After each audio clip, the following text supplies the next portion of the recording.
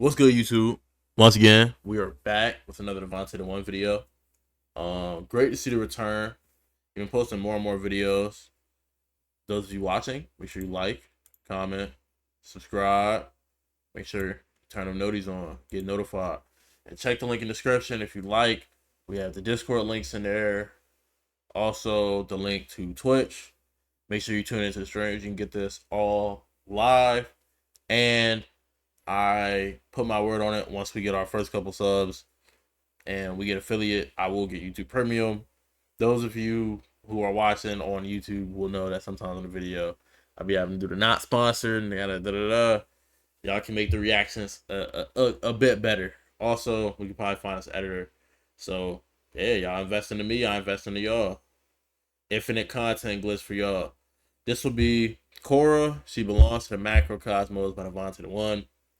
Big Avatar fan. You feel me? So I'm just down to see his take and add my own input to it. Without further ado, let's begin.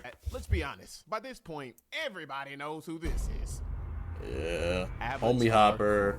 KORRA. AKA the worst and most hated AKA not better than Aang. of all time. And ain't Sorry, no spoiler alert. it's English. The show came out in 2012. Catch up. See, a lot of people hate her to this day because of either one of three things: her unbearable personality, the terrible Avatar decisions she made, or both. I don't hate her, but as a person who's watched both Avatar, I don't hate her Last either. Airbender and The Legend of Korra, and spent back. I don't hate KORRA either.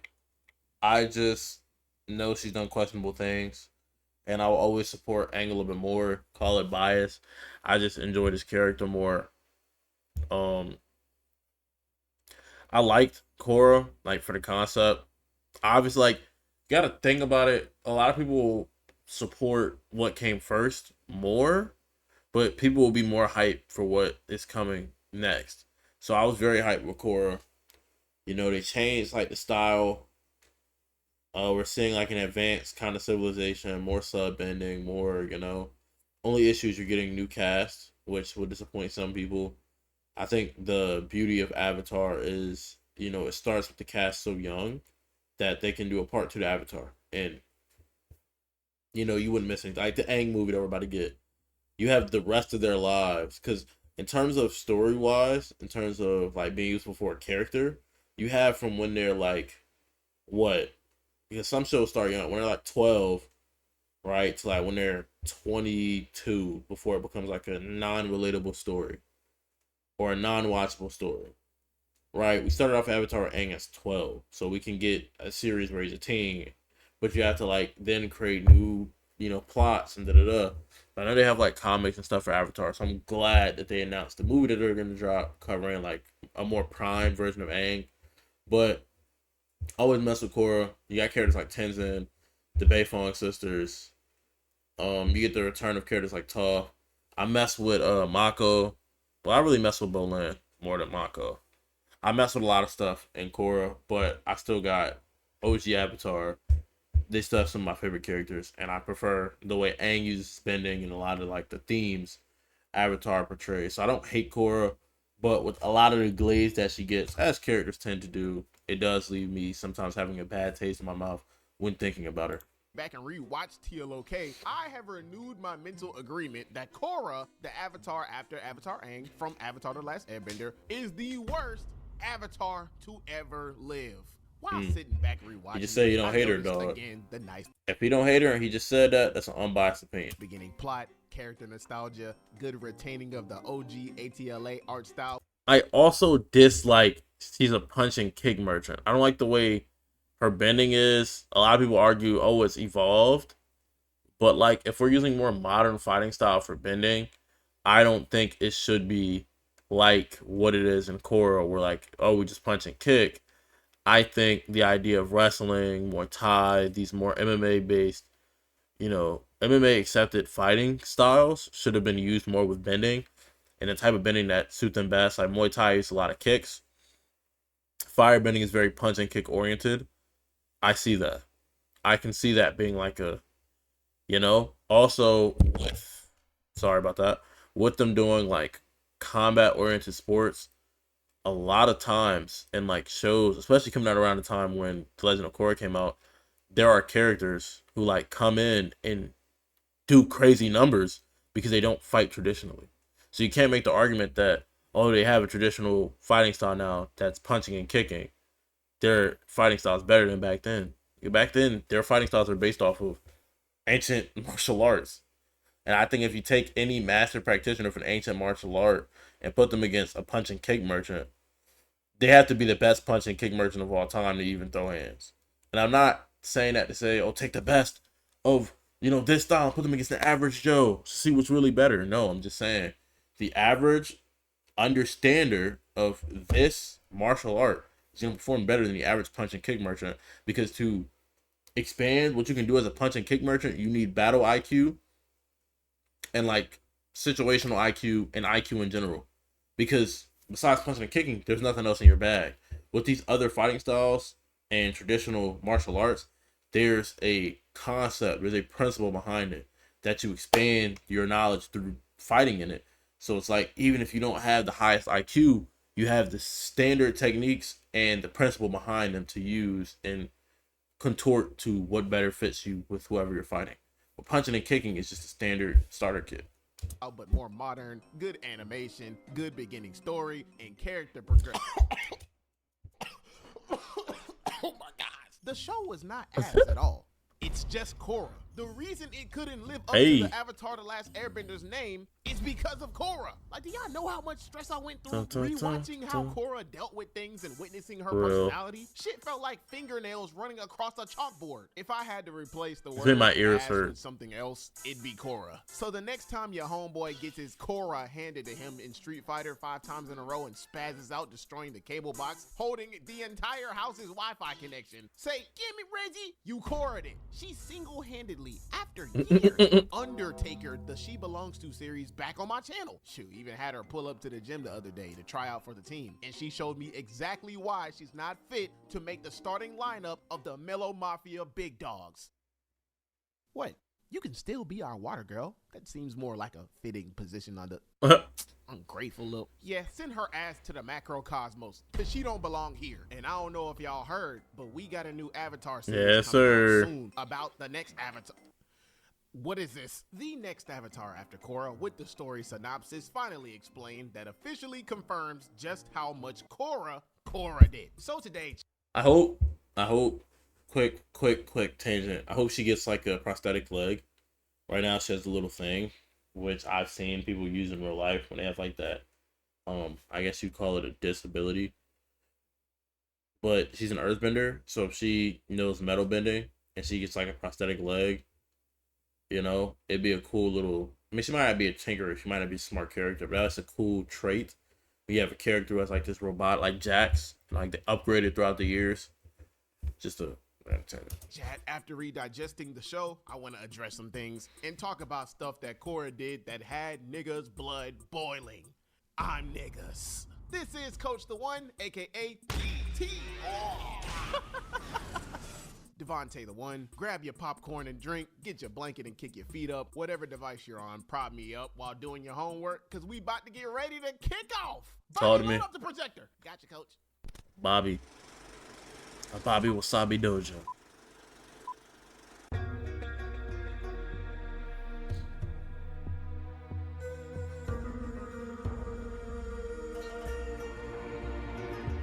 So throughout the series, I'm surprised the airport didn't find her, because KORRA had a lot of baggage that impacted the literal world and got her ass packed up like a Newport, which is fine. Yeah. That's the beauty of character development. Literally. I mean, it's not like she did. But I mess with Vegeta's character development heavy. Character development is a very powerful tool as a writer, for a writer, and it can be used for side characters, main characters. Very great tool. Didn't have it at all. She actually did grow a little bit, but it wasn't her strong suit until like the end. That's why off the dribble, I believe some parts of her character tie into why she made so many terrible decisions in the first place. She was arrogant, proud, impulsive, hot-headed, irresponsible, socially unaware, emotionally erratic, reckless, hard-headed, had an emotional range of a damn... I can't even like deny these. I mean, I can comment on some of them, but they're like the same thing.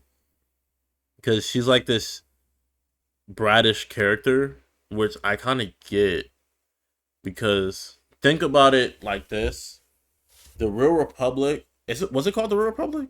Oh my God, the Republic City. I called it the Real Republic. That's the Discord. Check it out in the comments down below, or not in the comments, in the description. But the Republic City, like the whole concept is kind of like based off the real world in our development. So imagine being born to Avatar and already having three out of the four elements pre like known. You can't really say she mastered them, but pre known. They're already learned and granted to your system. For most Avatar, they don't have to master the bending, but they have to master the understanding of it to use that element. Like when Aang tried to use fire, messed up, couldn't use it no more, blah blah blah. When Aang first tried to use earth, it's his opposite element, hard to learn it. You have to know the understanding of it and try it a bunch of times. Anyone who's not an earthbender can try that, but you have to be the avatar to, once you have that understanding, be able to bend that element. They're kind of like babies. They don't know how to do it yet. You have to walk them through the most basics of basics. And then once they get it, they start their pathway towards mastery.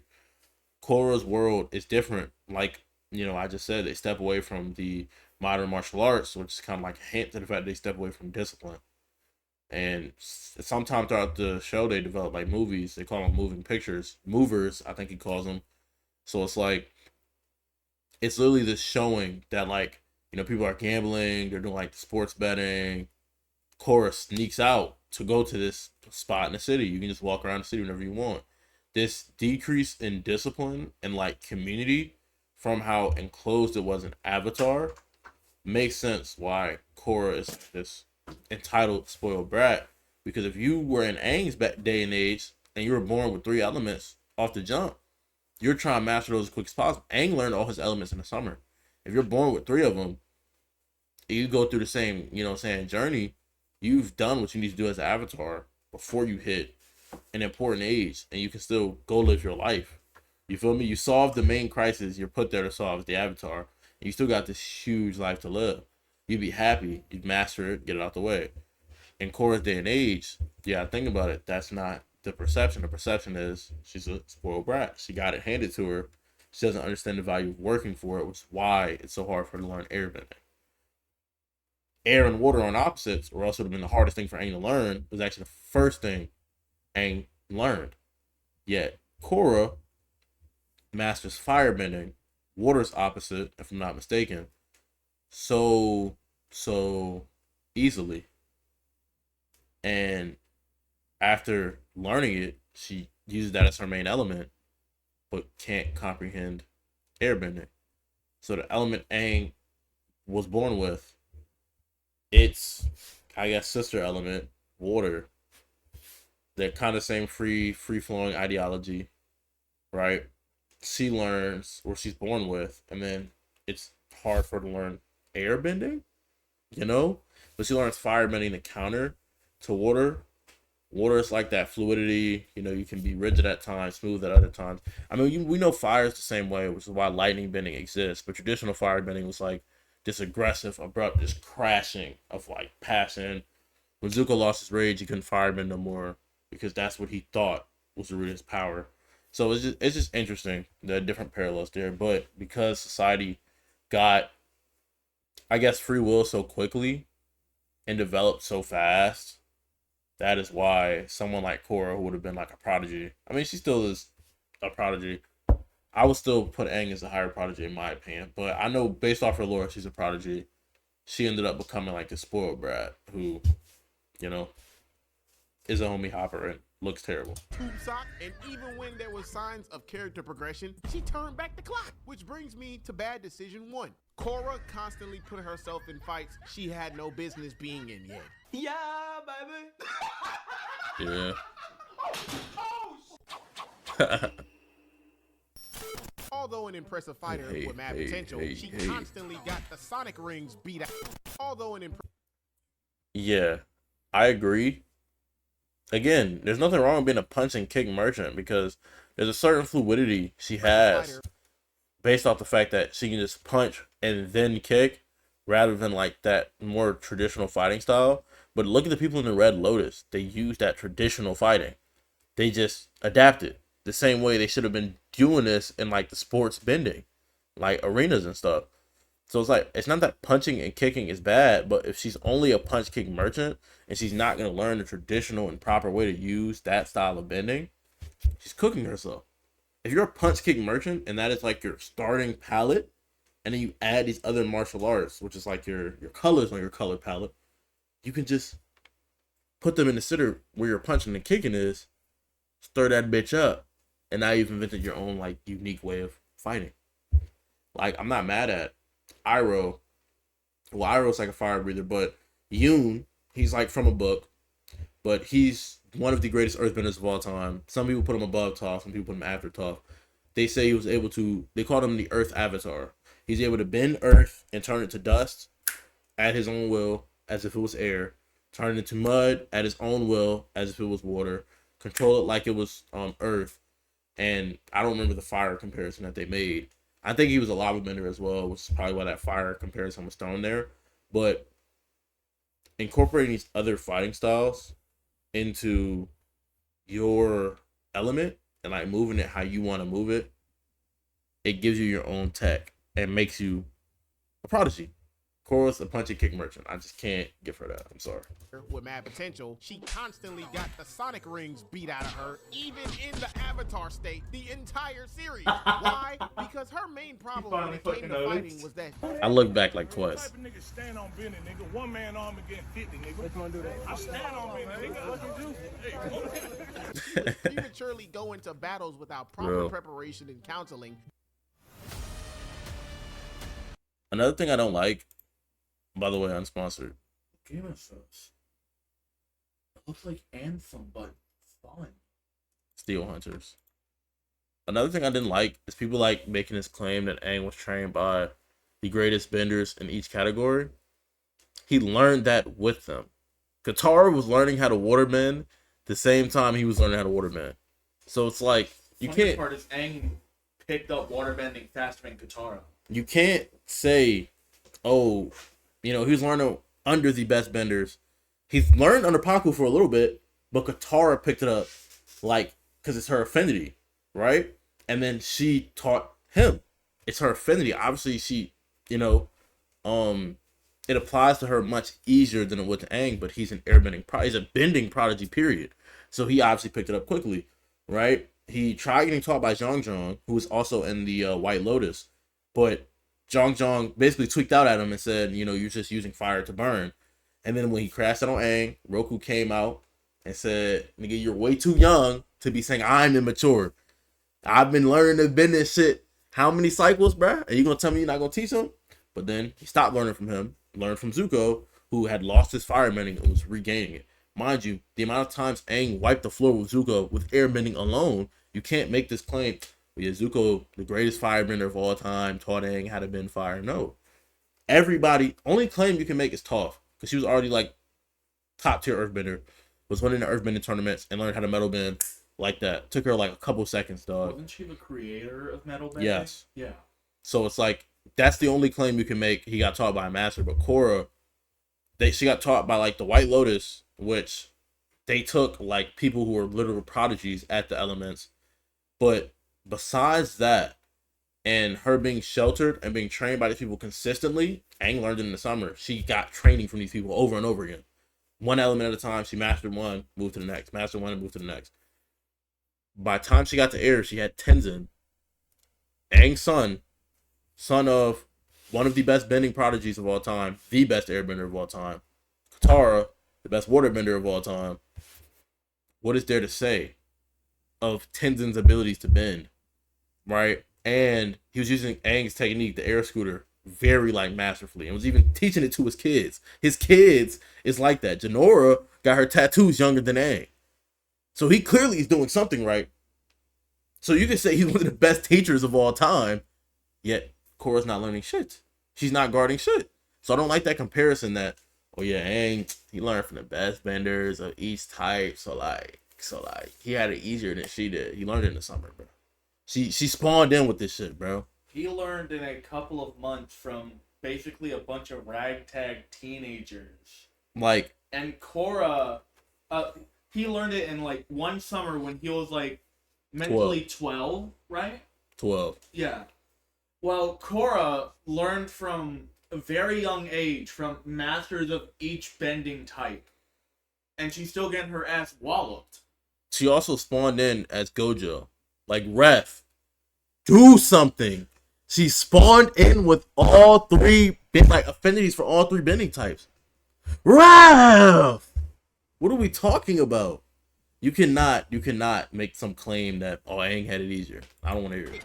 And instead of getting mad at herself, she got mad at the world. She didn't want to listen to nobody. Like, I don't even remember a fight she won. And a very small population of people try to defend her by giving her the benefit of the doubt, saying statements like, bro, she got her ass beat a lot because KORRA faced harder villains than Aang. Harder villains than Aang? That's also a hot take. KORRA faced harder villains than Aang, which is why she got her ass beat 24/7. I guess you can argue maybe with like Amon because he's a bloodbender, but Prime Aang beat his dad, who was stronger. Also, Aang as a kid, you can argue he got worked by Hama, I think her name was, but Katara was able to beat her. Mind you, 12-year-old Aang, or an older Aang, let's scale him up to Korra's age, at that point has the skill to, because I'm pretty sure because Katara countered it by bloodbending herself. I don't know if Aang can bloodbend, but using the Avatar state, he was just able to resist it. So the fact that KORRA wasn't tapped into her spiritual side is why Amon was such a tough fight. Because when Aang popped Avatar state, Amon's father, the stronger bloodbender, couldn't bloodbend him. So you can argue Aang is whooping Amon. Because once his bloodbending is gone, he's ass. And Aang can literally put the thumb on his head, take away his bending. I can't remember. Did KORRA go against the Combustion Man? No, she went against Zahir's girlfriend, who has the same abilities. And mind you, was getting washed by her. Aang at 12 is pairing Combustion Man, Sparky Boom Boom Man's blast. That's what Sokka called him. Like what, bro? He is pairing those blasts with just air, dodging them with just air. This isn't, I'm gonna use a crazy tech and use water, since Minecraft logic, the TNT in water has a lower splash radius. No, he's perfectly pairing it with just air. Aang and Toph were standing 10 toes on business against Sparky Boom Boom Man. Like, while KORRA was still getting fucking molly-whopped. I can't think of any good, I'm not gonna say any good bender, because I guess they were good benders because they're beating the Avatar at the time, but like, there are no insane benders. Like, even Zahir, he got beat by Tenzin. Like, they were jumping Tenzin. They had to jump Tenzin to win. Before that, Zahir was getting beat by Tenzin. Aang's son, Aang is whooping him. It's not even just like Aang's his dad. Aang had his tattoos at 12. Tenzin had his tattoos. Most airbending masters are around the same level, except to get his tattoos, Aang invented a technique. He clearly is superior to Tenzin in regards of airbending IQ. Connected to Aang in some way are just crazy with their abilities. Yeah. Like Toph being a creator of a bending style, Sokka being Sokka, Katara, Zuko. You got his fucking family, then all the other masters that trained KORRA. Yeah, I mean, I feel like genuinely, anyone that hung with Aang, I mean, ironically, they worked with someone from the White Lotus, except for Toph, and I guess Katara did work with Kaku, who was with the White Lotus, but yeah, all of Aang's team in a relatively short time just matured up into their roles and figured out what they needed to do for the team. And I feel like people like to make this claim that, oh, lightning bending was a hard feat back in the day. Mako can lightning bend. He's better than Zuko. No, he's not.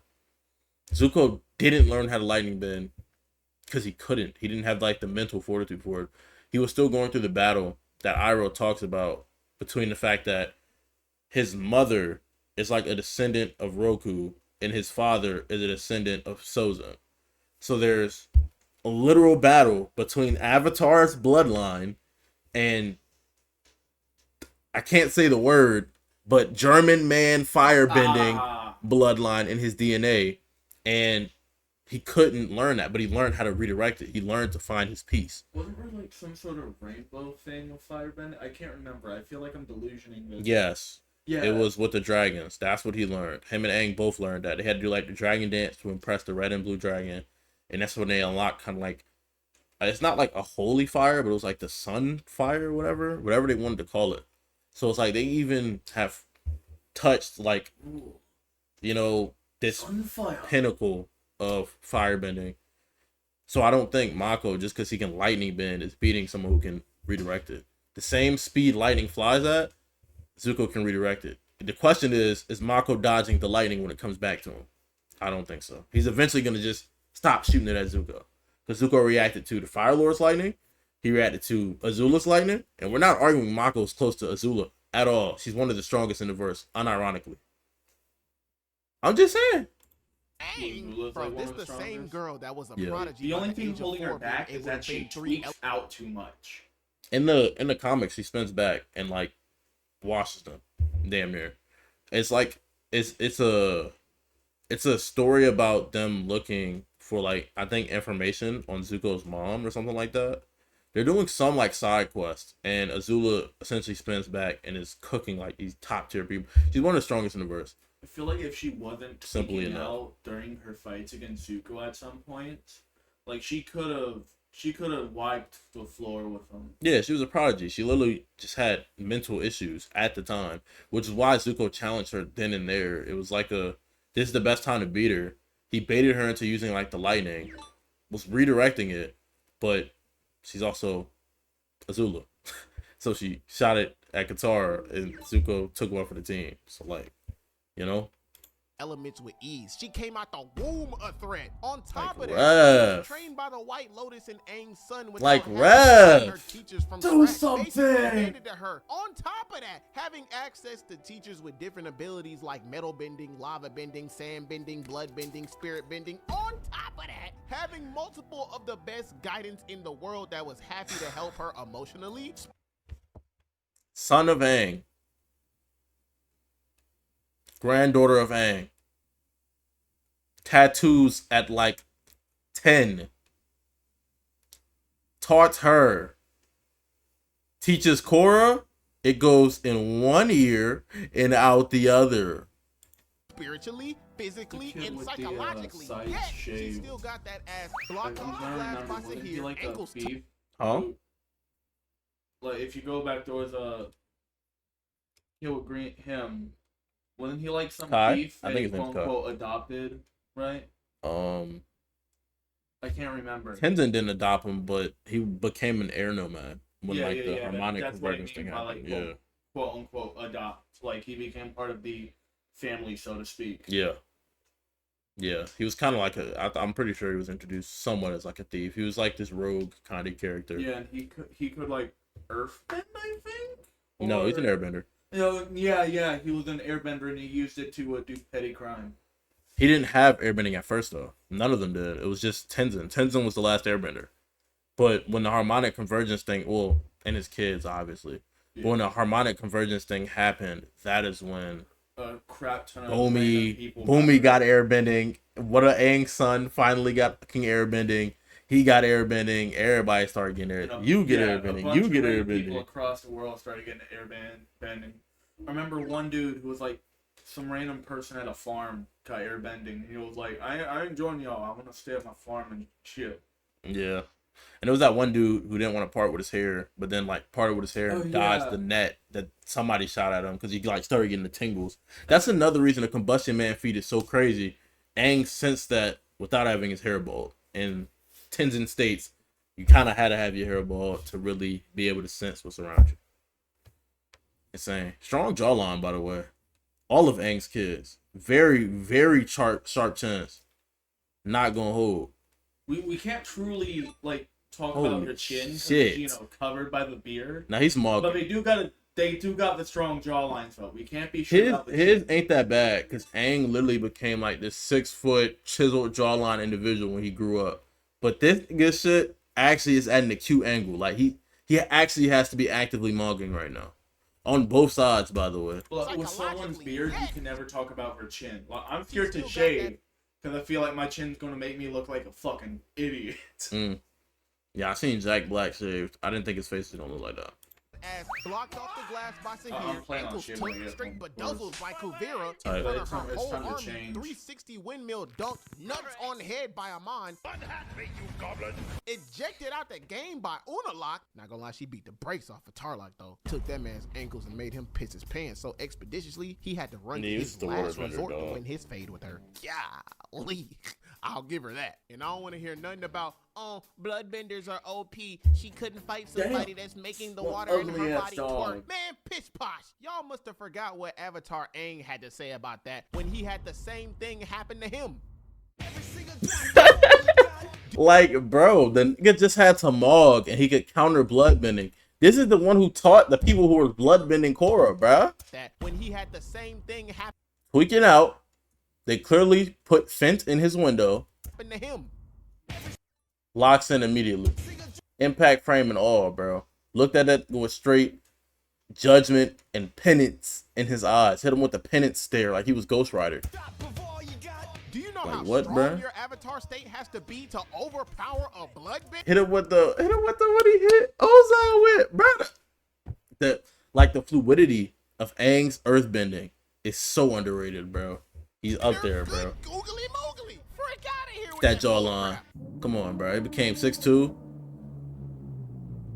Every avatar has their Yeah. own versions of I hard forgot things about which they Amon have just to straight up adapt to. overpowering It's no him by excuse. just Korra got her literally throughout being the built entire different. Yeah, and then if you're a bloodbender, you can do what Katara did. She literally countered Hama's bloodbending by kind of bloodbending herself. series like There's a so many ways to newborn counter it. baby It's not an the most ungodly OP amount of thing. times, and it was pissing me off. If Not you're that actually a she good was bender. losing, ain't nothing wrong with losing fights. We all do at some point. Yeah, but but, it like, becomes a problem Amon's- when you get your lungs digged. From what I saw, he can't bend. And he straight up just walked through it. He can bend. He just I don't. At some point, he did lose his bending. I don't know. At some point, he lost his bending. I think it was one of those things because she did. Aang helped her. Amon took her bending with blood bending, and I think it was like a mental thing because I don't think blood bending literally gives you that ability, but like she thought she couldn't bend that shit no more. So Aang had to like with his chi shit, literally from the spirit realm and the Avatar connection, energy bend her shit back. And I think something similar happened to Amon. He got his shit taken. Then get mad some at the point. people trying to help you because you. I don't think you exactly know remember all better, the and that's details. why she got poisoned by. I might have to Kuvira. rewatch, but I don't know if I'll sit through Embarrassed that. by Kuvira. By the way, W outfit, W I don't hair, think best I'll be core able to outfit. sit Got through completely watching The shattered by Legend of Unalak. Korra. Got her bending abilities None so taken far. away. Yes, by Amon. Amon did take her bending, confirmed. Stole Aang's posture and everything. The thumb on the dome. Which Aang I from the remember dead watching had this to with my resupply siblings, her and it just abilities back pissed in me her off for some arsenal reason. after she was about Yeah, it's not the strong, like that strong. to The give up beard completely, carrying. then stormed out on everybody she loved. Which, in that case of losing her abilities, I mean, that's completely justified. I mean, Yeah. I'd be mad too if As I an lost all my Avatar, bending yeah. abilities. Like, Feel let's be useless real if here, you y'all. lose all of But your in bending. other She had them cases, since she was like calm 3. down, shorty. If Your you lose reaction all is your okay, bending as but the take Avatar, are you even the Avatar anymore? Yeah, it makes you feel useless when it's like, it's not like you're a regular bender and they took your bending. You lost all types of your bending. Are you the Avatar because you can bend all the elements, or can you bend all the elements because you're the Avatar? It depends on how badass you are. You know, like someone like Yoon who can like bend the element in multiple states. He's like, you know what I'm saying? His strength is why you can call him the Avatar. I think there are some people that are just badass to that degree, but there's also avatars like Korra. No offense, I just can't think of any really shitty avatars besides that one dude. You always see him behind like Roku, and he was the firebender before Roku. He had like the weird hat on. All I know is he did some volcano bending shit. He didn't really do nothing for real. Not gonna hold you, but you gotta be a really bad bender to be like, oh, I can just bend all the elements from the Avatar, and that's what I think people get the impression of Korra because she just punches Taking and it out on kicks. everybody was so unnecessary. Like, I'm gonna need you to get it together. I think you need one of these. Check. You're not you when you're hungry. Oh my god, I bro. hate me that. Number so 1, much. not sponsored. Number 2, Wire 3D is brain dead. Ugh. Are those her stompers? Punch kick merchant. How vicious. Korra's hands would have been had she listened to her guidance, humbled herself, and learned how to Real. take accountability and utilized every single thing handed to her on a silver. Yeah, again, the problem is the timeline, like the time period she was born in, it's different from like, you know, if she was born at Aang's time with all these abilities, it'd be like, okay, let's lock you in. There was more discipline then. Now there isn't. So she kind of feels entitled to like she hopped off the island trying to aura farm because she mastered 3 elements besides air. She tried to talk crazy to Tenzin because she mastered 3 elements besides air. You know, she just felt entitled, and that is why her fighting couldn't develop. I mean, that's part of her character development. I just don't fuck with that as a character. I mean, it's a good contrast to Aang, but you have to understand from a fan's perspective, after seeing Aang, this calm-headed person who his character development was learning that sometimes you can't take the easy way out, which, you know, he thought running was, and he eventually learned that killing Ozai was the easy way out and made his own path. There's so much character development with Aang, but despite his childishness, from the rip, he's just this bending prodigy. And they never do anything that really undermines that completely. While with Korra, it's like, no way you've mastered all three out of the 4 elements, and this is how you behave. I just can't fathom that. But, you know, she, again, the discipline of the time is different. And, you know, mastering 3 out of 4, her teachers might have been like, hey, you got some potential, you know? You might be the best avatar yet. And they might have filled her head with delusions.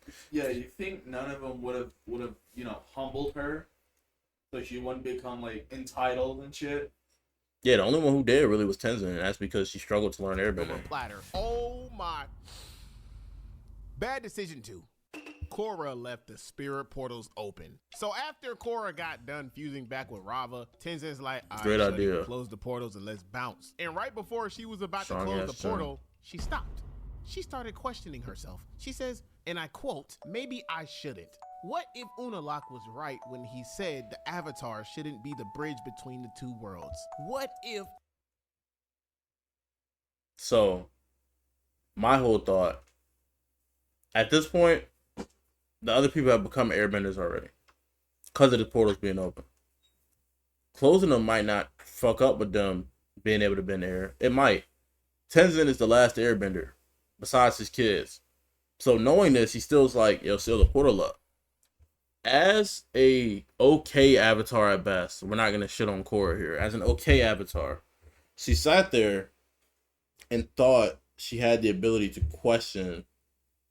But to be fair, Aang did the same thing. Before I give her too much grief, but like she questioned the identity of the Avatar. Aang didn't do that. He just questioned why his responsibility to the world meant killing and trumping his own ideals of being a monk, an airbender. So he found another way. That's what the Avatar's supposed to do. Here she goes, you know, what if our existence is not supposed to exist? You have to be the best in your class to say some shit like that without looking stupid. And then goes a step further. You know, the first one to ever do this, bro, maybe he was wrong.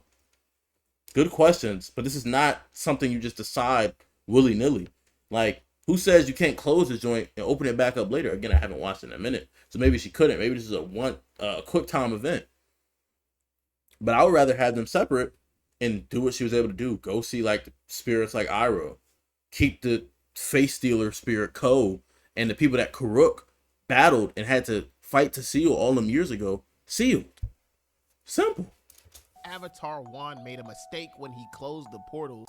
What if humans and spirits weren't meant to live apart? Basically, just like how Avatar 1 believed closing the portals was the right thing to do in his time period, Korra questioned his belief and believed that leaving the portals open was Great the right teacher by thing to Tenzin, do though. because she wanted to forge her own path with good intent behind it. But you know what Tenzin's advice was? And I quote, I think you should trust your instincts. Oh, He's a great teacher, bro. You gotta give her the freedom to make her decisions. You are the Avatar. Tenzin, just do us all a favor and shut your bitch. Whatever your decision, I support it. Oh, It's a good teacher, bro. Chill. Not too much on Tenzin. And the rest of the gang included, keep that away from me. You telling me everybody conceded and let her do it? Ay, Dios mío. Did y'all forget who she was at the moment? She ain't have that much character progression. He could have thought critically about her character in the nature of the worlds and said, hell no! Forget them being more knowledgeable about the spirits and having 10,000 years of it. Close the damn portal. Tenzin should have did what Future Trunks did for his world. If you leave that portal open, it'll be the end of all of us.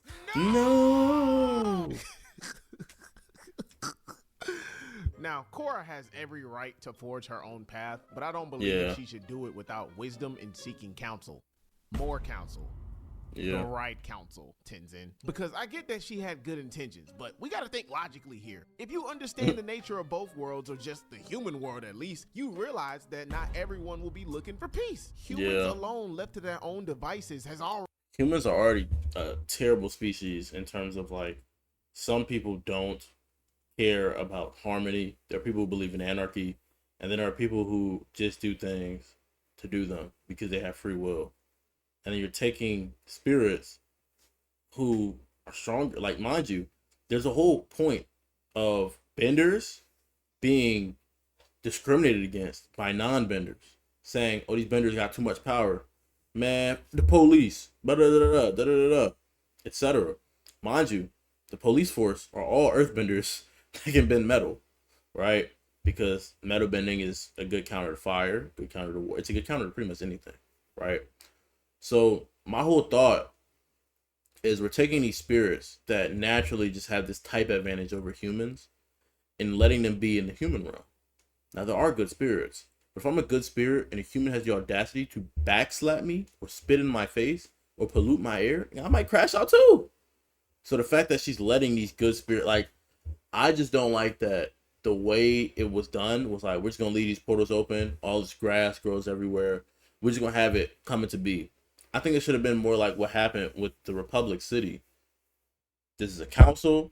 Let's elect leaders for the spirits. Let's let them have, control of what goes on in the city.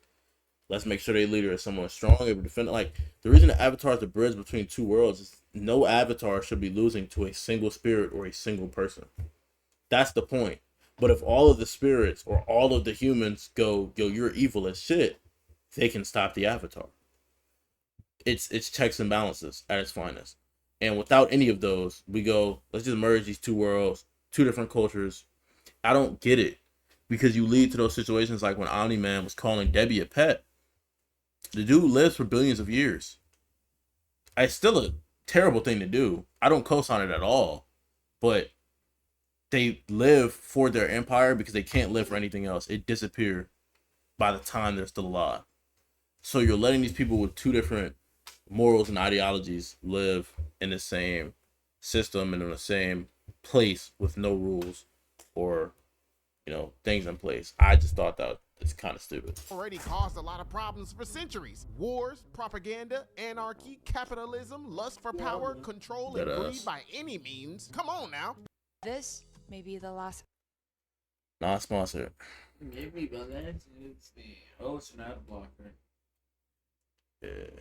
Might be good for you. Nah, we mess with YouTube ads. They're gonna be paying me eventually. Not all bending or regular humans, and especially not all big ass superpowered spirits that can destroy a continent. And especially if I can shoot fire out my hands. Hell, I need a gun for. Do you know what crash out YNs could do with that? See, in this world, wherever put a switch on Firebender, there will always be a bad apple in the mix ready to destroy the roots. And understanding that, I believe that the best option would have been to keep the freaking portals closed and continue letting the Avatar be the bridge. Forget what Unalaq said, because think about it. If Batu's wicked ass emerged from it, then who knows what else can? Bro, I was sitting there like, KORRA, if you leave that portal open, it'll be the end of all of us. No! I don't like how this angle makes it look like Trunks has a sky top of doom with a bald fade.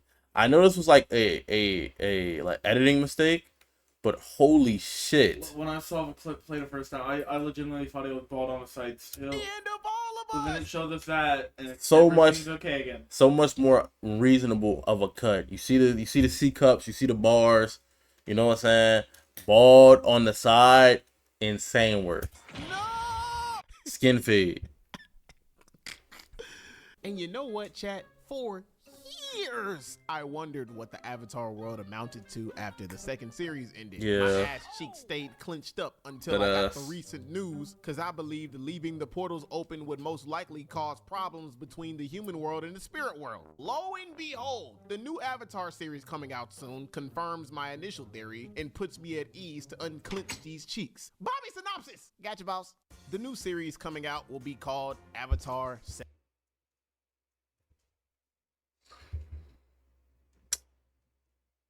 Dangerous era. Humanity's destroyer. Not its savior. Hunted by humans and spirits. Again, literally, you're letting the it's like mixing Marvel and DC and letting someone like Darkseid collab with Thanos and giving them both Infinity Gauntlets. Why are we letting the Spirit Portals version of King Von loose along with his incarnate and vessel in the human world? Why? That's like if King Von bonded with Vatu. We don't need that, bro. We don't need this Sakuna-like dark avatar. We don't. We don't. Didn't KORRA like prevent future avatars from contacting previous avatars except for her? She destroyed the avatar cycle. Anything before her is lost, which is stupid. Well, it's not as bad because in the end, Aspull, they allowed her to learn energy bending. So now if something happens where this new avatar loses her bending, KORRA can give it back. But if she didn't learn that, she would have cooked them because there's a time where KORRA lost her bending and Aang had to give it back. If the cycle ended and she didn't learn energy bending, there would be no way of getting bending back once it's taken. And that would be tragic. Seven Havens. Avatar 7 Havens is set in a world shattered by a devastating cataclysm. A young earthbender discovers she's the new avatar after KORRA, but in this dangerous era, that title marks her as humanity's destroyer, not its savior. Hunted by both human and spirit enemies, she and her long-lost twin must uncover their mysterious origins and save the Seven Havens before civilization's last stronghold collapses. Damn! So whatever cataclysm that happened during KORRA's time both caused the world to go into a post-apocalyptic time, hanging on the edge of destruction, and caused both worlds to hate the Avatar because 9 times out of 10, it was caused because of KORRA leaving the portals open. See, Aang brought an end to chaos just for KORRA to start it back up. Now the new Avatar has to deal with and clean up the mess KORRA potentially started. And she's missing a leg. About people putting her in the same ballpark as Avatar Aang, which if you do, I highly, indubitably disagree with you.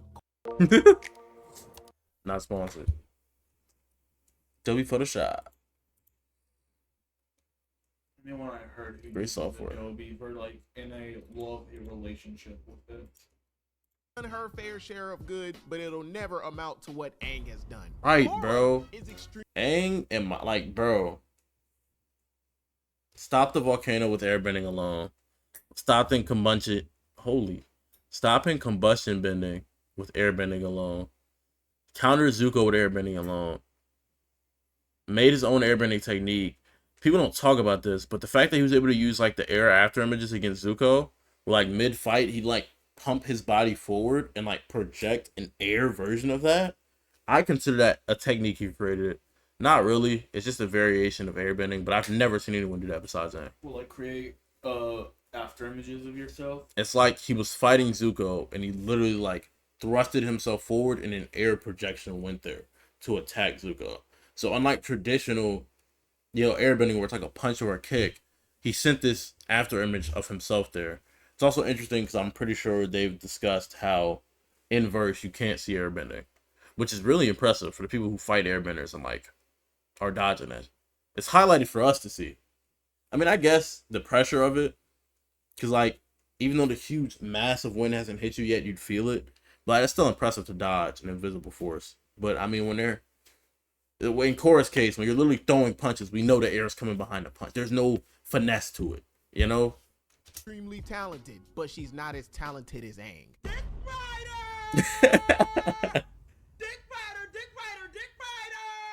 We Hey, talk my about chat not Twinkle saying that, Toes, bro. the We first know Aang on avatar to top. spirit bend, redirect lightning, have Toph seismic sense, mastered air at the age of freaking Come 12, on, technically bro. 112, invented the air scooter, mastered all. Cap. Cap, cap, cap, cap, cap.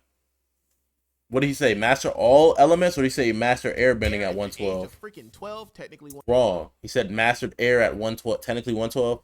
Incorrect. He mastered it at 12. He mastered it before the series started. He already had his tattoos. His friends literally didn't want to play with him. Because he was so strong. Not even just that. It's stupid because they still played with him even though he had his tattoos and they didn't. But the second they figured out he was the Avatar, they deadass said, "Well, it wouldn't be fair. You know, you're the Avatar, so any team that has you has an unfair advantage." He's been a master since fucking 11, 10, whatever age, bro. What are we talking about? 112, invented the air scooter, mastered all 4 elements in 1 year, kept the airbenders from going extinct, defeated one of the most strongest firebenders ever while he insane, like the clutch on his fighting against Osai, bro. They don't talk about it, bro. Grabbed that nigga by the beard and just started putting belt to ass. Dog took his bending away, bro. His most dangerous was the Harry. youngest to master the Avatar state, ended a war that lasted 100 years, brought along a period of peace. It's all facts. It's not glazed. Kept under control, was Their more scooter. in tune with his spirit side, had better character development, actually won a lot of his fights. Which, keep in mind, he was a pacifist. But just because he was a pacifist doesn't. Funniest part, he is a pacifist, and it's constantly shown in his fights that he creates openings and doesn't take them. It's like, I wouldn't be mad if KORRA had a similar fighting style, but took the openings. Like, if she fought like someone with the water bender's mindset, I wouldn't be mad at her character, even if she was a little more aggressive. And like, there was like this constant running theme that she's like the water, but she's always crashing, and she needs to learn how to let it flow sometimes. That would have been a way better, like, theme for KORRA, because then it's like, oh, she couldn't learn airbending until she learned, you know, you put water in a cup, it becomes a cup. Put it in a pot, it becomes a pot. It also needs to be able to change its shape. She was just so fucking stubborn. The most you can compare it to is a fucking block of ice. At best. That's like her personality, you know? And then she has like this arrogant firebending, like, and this, the firebenders after the period Aang came from weren't like this. The ones before that period weren't like that either. It's just during that period of war, they were all just these aggressive meatheads. And that's KORRA's personality. You dig what I'm saying? And he did it all when he was 12. A literal kid. Bruh, he was the one who gave KORRA her bending back when I took him. So let's not put her in the same sentence as Aang Shiesty. And no, she ain't that is a little glazed. Bro. She got folded by little bitties of here. Aang 1v1 is putting her in a Ziploc bag. And I have seen people argue that he can't. I like using the argument that she got beat by Sahir to put Aang over her. I've seen people just argue like, you know, she was poisoned, so she was nerfed. But I don't know. I feel like Aang has more impressive feats. Don't get me wrong, KORRA has some pretty impressive feats. Like, I remember when she fought Kuvira, she pretty much picked up a mountain of earth. And like, I remember pausing it, and I was watching it like near my cousin at the time, and I was like, yo, look at this, bro. This is actually tough. She picked up a whole mountain. She was in the Avatar state. If we go Avatar state for Avatar state, I low-key think Aang got it. Only thing KORRA got in terms of that is when she was fighting with Rava as like a fucking kaiju versus Vatu as a kaiju. But other than that, Aang is fused with minor spirits and made them huge. He's made tornadoes like that off a simple twist of his hand. His Avatar state is way better feats. I'm sorry. The way I see it, Aang has better like bending abilities and just technique when it comes to flowing. Whereas KORRA, she's more combat oriented. Like, she's better at getting in there and taking down her opponent. And I feel like that's a valid take, and that explains why I think people aren't wrong saying she'd lose. If that is your fighting style, and you're fighting against someone whose fighting style is literally countering and being more intuitive and technical, 9 times out of 10 you're not going to win. I always, a simple example, I always get pissed off when I play UFC with my cousin because he actually fucking uses submissions and grapples and bullshit. We can just box, You want to? There's a dodge mechanic. Gotta go for KOs. There's a dodge mechanic in the game. We can punch, we can kick. What else do we need? Why the fuck we gotta take it to the ground every 2 seconds?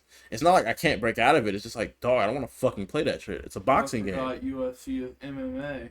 Yeah, but my point is, technical fighting can give you an advantage, no matter how annoying it may look. In the case of Avatar, technical fighting is not, I'm going to cheese this tech on you. Technical fighting is dead ass. I'm just a better bender. You're kind of cooked here. Better battle IQ. Aang has seismic sense. There's no way she can sneak him. Aang can sneak her in multiple ways. And we assume they both don't have access to the Avatar state. Aang standalone has more skills. You can say they both have energy bending. That cancels out. I've seen people give water bending to KORRA because he was born with it. But you can give it to Aang. Realistically, he bonded with the literal water spirit. He's like that. No better way to put it. I'm giving Earth to him every time, even though she can metal bend, because he learned seismic sense and learned earth bending from Toph, the creator. When KORRA was training with Toph said word for word, "You were the worst like Avatar I've ever trained." The only Avatar she's trained is Aang, so that's the creators directly saying Aang's a better earthbender than her. And then I guess if you want, you can get firebending to KORRA for whatever reason you want, because that's her go-to. But Aang learned it from the dragons. So just off feats alone, Aang has fire, Aang has earth. Nothing else really needs to be discussed because Aang 100% has air. Once he has 3 elements, there's no competition. But a lot of people will give her earth because she can metal bend. But like, I don't think that's really significant against Aang when she's kind of slow when using it. And she's not Kuvira. She doesn't carry metal bending things on her. So if they're not boxing in an area with metal, being able to metal bend doesn't aid her in fighting. Simple as that. Lightning bending is a different story, which Aang can redirect. Completely unrelated. I like how the air scooter was like Aang, like, oh, look at me, look at this funny thing I can do, to this like serious and legitimate mode of transportation that airbenders use. Or at least Tenzin uses seriously. Yeah, Aang invented that shit. They didn't have a mode of transportation because they can't fly. The reason they can't... They have the staff, so they can technically, quote-unquote, fly. They can, yeah. More accurately, they can glide and push but themselves up. They lost their ability to fly because they gained earthly attachments when they started raising the Sky Bison, which is why they all fly on Sky Bison. So Aang invented a way for them to actually have a mode of transportation, and also in combat, a fast way to zip around your opponent without them having to fly or wear some contraption on their body. Could they create multiple air scooters and like throw them around like Beyblades and shit? Yeah, Aang's done it. There's a panel not too long after the show ends. He's like with some kids and he gives himself an air scooter and then throws like these kind of like Rasengan looking things, and then they expand under the kids and they have air scooters now. So that is another like proof of mastery, the ability to control not only his own but multiple other people's air scooters independently. Because in verse, airbending is invisible. So imagine those kids just seeing Aang like throw his hand like he's throwing something, and then all of a sudden they get lifted into the air. You know, without knowing what he's doing, I'd be fucking terrified. Because like, I'm thinking about it. Even though it's invisible, you can kind of see it with like the dust and like the force. Yeah, the only way you can be able to see it with dust and stuff. Yeah, other than that, it's very hard to see. You can just feel it. You kind of just know it's like the force. You literally just kind of know it's there. You can't feel any wind currents. Well, I'm thinking of like an air temple with like traps set up where it's like little wind beams and stuff. It's like someone sneaking in, they like throw a little dust in it to see if there's any wind currents. Well, I feel like that could be possible. If you have a large enough group of airbenders, you could set up like traps around the thing based on your airbend. I mean, if we really want to take it there, if Aang just carried around like broken glass, one of the most vicious bendings of all time. Like, yeah, I can throw glass into water. It glass bending. It's like, yeah, I can throw glass shards in the water and pressure shoot it at you, but it's way more deadly the fact that he can spread these individual shards of glass in the air separately of each other or together, and there's nothing you can do to block it. You block it, you're taking damage.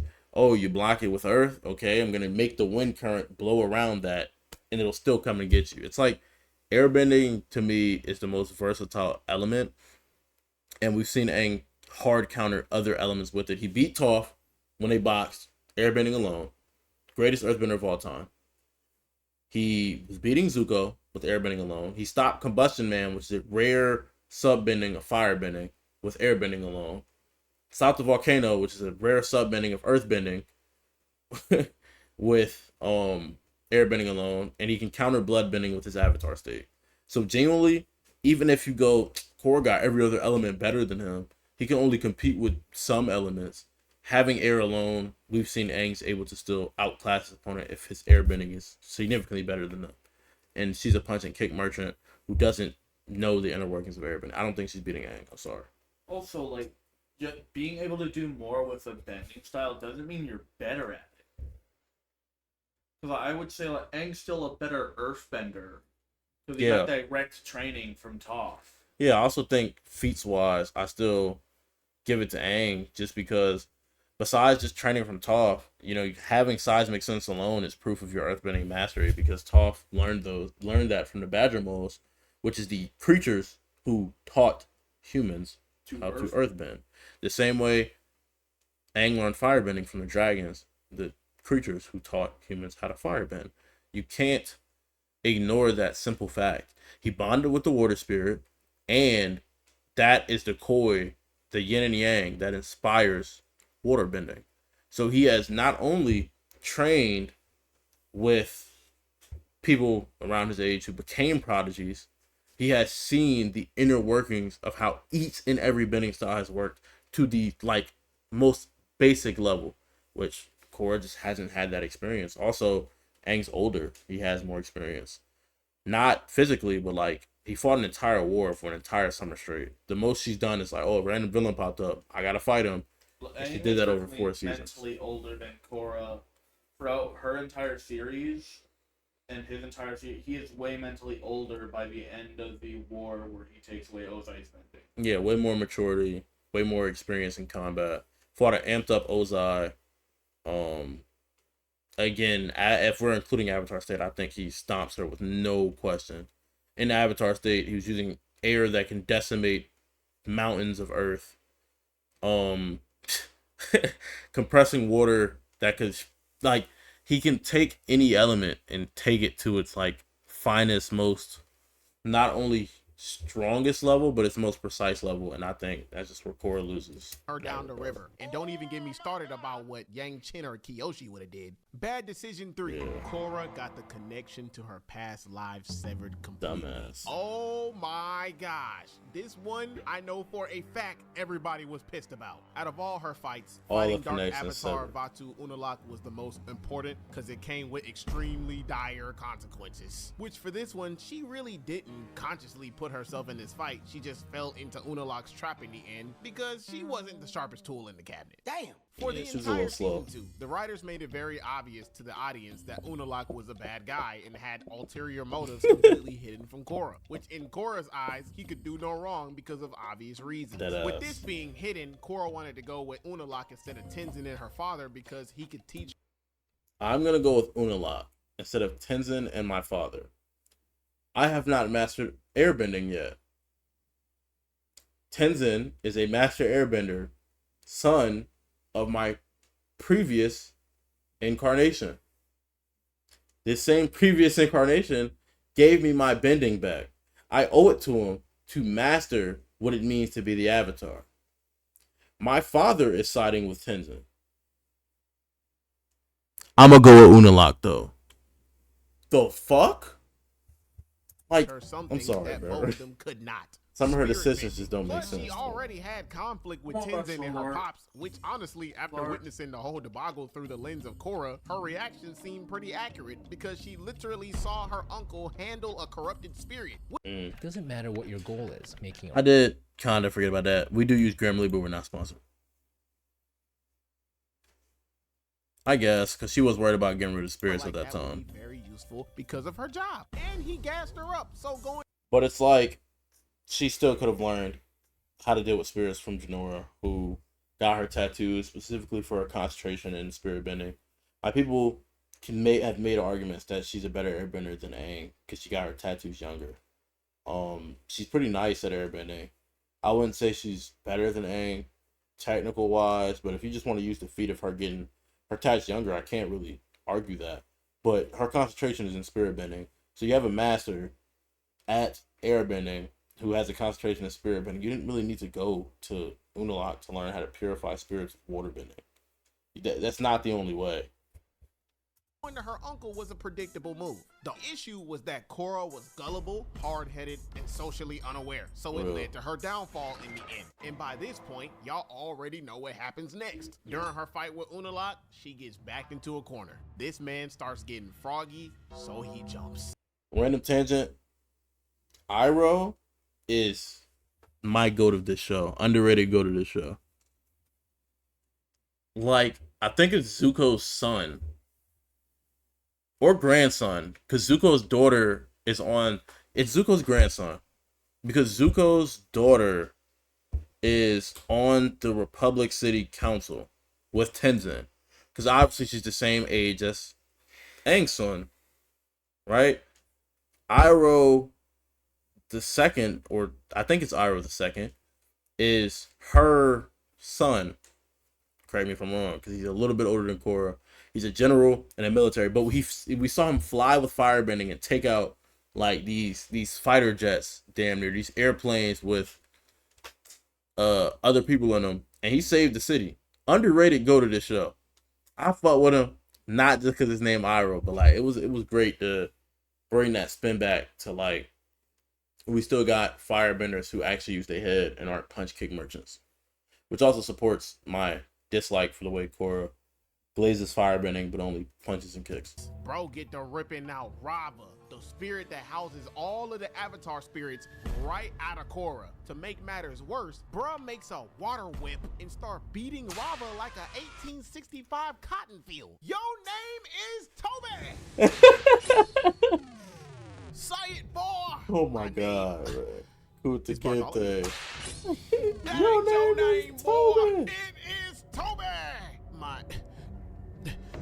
My name is Jeff. My name is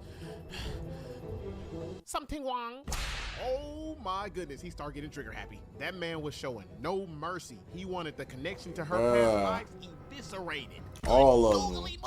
Chat, when I tell y'all, this moment for everybody felt so dark and sad. It Yeah, was bro, literally like on the a no saddest hope moment type in moment. the entire series for everyone. Because with every lash, Aang and the rest of the avatars before him get Hakkai'd in the blink of an eye. It was like losing family, bro. And watching it again was so tough. Especially- my blood didn't even boil. Especially avatars I knew, like Kuruk, Yang Chen, Kiyoshi, Roku. I literally know the entire cycle before Aang. That's about it. I mean, obviously Aang, right? And then you get to Korra.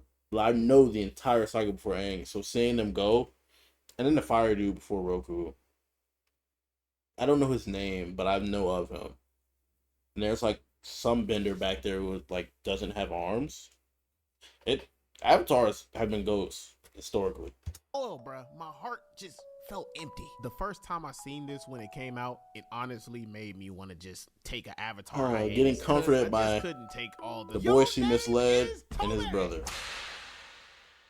That she cheated on. I just want to let it be known that this series has a lot of topics, including the ones I brought out today, that if you analyze, you could really write a book out of each and every single one of them. Yeah. But if I did that, this video would be like 50 hours. And last time I checked, See, he's talking about the video will be 50 hours. I'm sure this reaction's like 40 minutes, dog. How many times I've been paused it and like analyzed a little piece.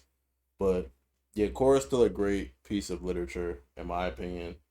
Just off your ability to take it and analyze, Korra's actions, the consequences they have. And obviously with more context, I'm sure I would understand more of her decisions. I haven't watched it in quite a while. I'm actually about to rewatch another show that is a childhood classic. I'm gonna rewatch Hunted. Most of y'all don't even know about that, so you're not ready for that conversation. But I feel like the ability to analyze these things is a blessing. So I always thank the authors for cooking this up. I'm trying to write a story myself.